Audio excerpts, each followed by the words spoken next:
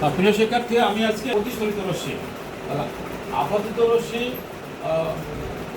আপাতন বিন্দুতে আপতিত হওয়ার পর অবিলম্বে এসে দিক পরিবর্তন করে। রশ্মিটা এখান দিয়ে চলে আসার কথা ছিল, সোজা চলে আসার কথা ছিল, কিন্তু কোথায় দিক পরিবর্তন? বিভেদ তলে এসে। বিভেদ তল হলো এইটা, হলো বিভেদ তল। এই বিভেদ তলে এসে দিক পরিবর্তন করলো। কি দিক পরিবর্তন করলো? এইটার নাম হলো অবিলম্ব। অবিলম্বের দিকে সরে আসবে।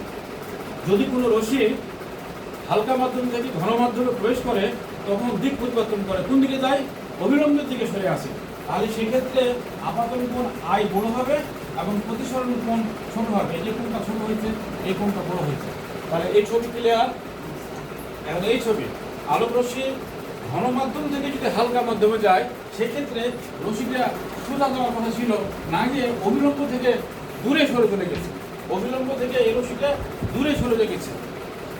তখন আমরা বুঝবো এই রশ্মিটা ঘন মাধ্যম থেকে হালকা মাধ্যমে প্রবেশ করেছে। সেক্ষেত্রে আমরা বুঝবো যে আই কোণটা অর্থাৎ আপাতন কোণটা ছোট হবে এবং প্রতিসরণ কোণটা বড় হবে। এই যে আই কোণ গ্রেটার দেন আর কোণ। যদি একই মাধ্যমে আলোক রশ্মি প্রবেশ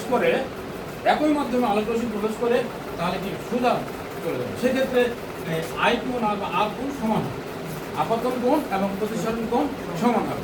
এই তিনটা ছবি ক্লিয়ার বুঝতে পেরেছ? হ্যাঁ, আচ্ছা, ধন্যবাদ সবাইকে। আমরা আজকে আরেকদিন অন্য কোনো বিষয় নিয়ে আলোচনা করব। ধন্যবাদ।